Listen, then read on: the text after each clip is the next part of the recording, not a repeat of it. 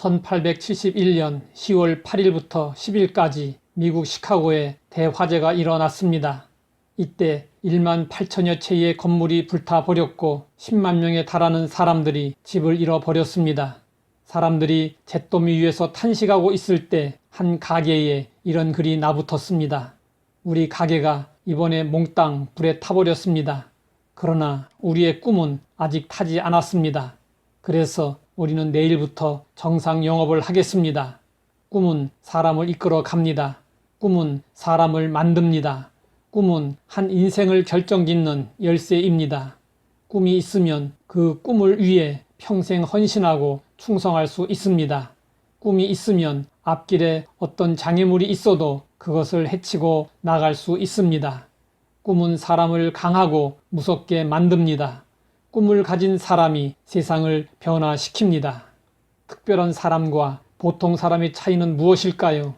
그것은 재능의 많고 적음에 있는 것이 아니라 어떤 꿈을 가지고 있느냐에 있습니다.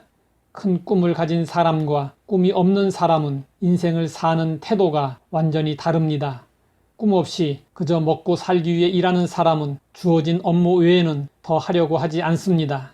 그러나 꿈을 가지고 일하는 사람은 항상 새로운 아이디어로 일의 능률을 올리고 자신의 발전을 기하기 때문에 시간 가는 줄 모르고 일을 합니다. 야곱의 아들 요셉은 꿈의 사람이었습니다. 형제들은 그를 꿈꾸는 자라고 불렀습니다. 요셉은 형들의 시기와 질투로 인해 종으로 팔려 애굽의 보디발의 집에서 노예로 살았습니다. 하지만 좌절하지 않았고 꿈이 있었기에 성실하게 생활했습니다. 보디발 아내의 거짓말로 인해 옥에 갇혔을 때도 좌절하지 않고 여전히 성실했습니다. 하나님이 주신 꿈이 있었기 때문이었습니다. 결국 요셉은 꿈을 이루었습니다. 우리도 꿈꾸는 자라는 말을 들어야 합니다.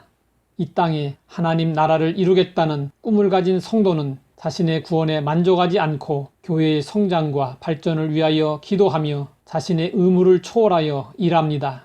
그렇기 때문에 하나님은 일꾼을 부르실 때 먼저 성령을 부어주시고 꿈을 꾸게 하셨습니다.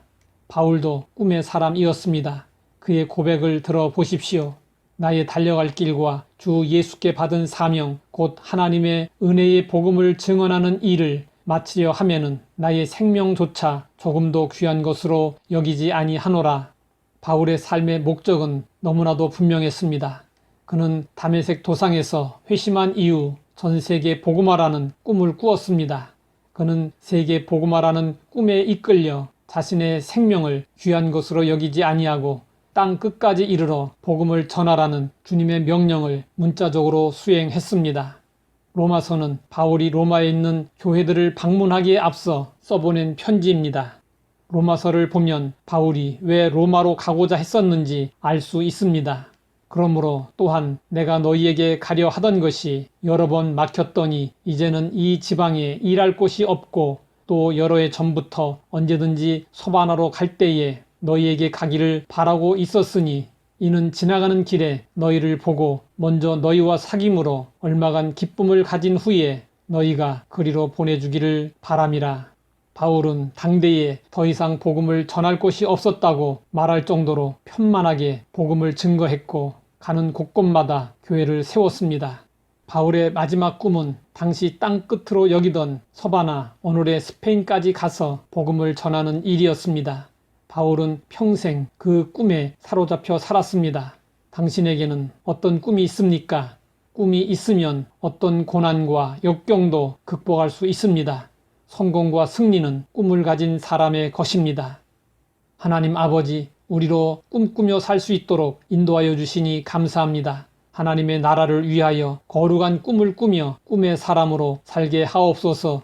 예수님의 이름으로 기도드립니다.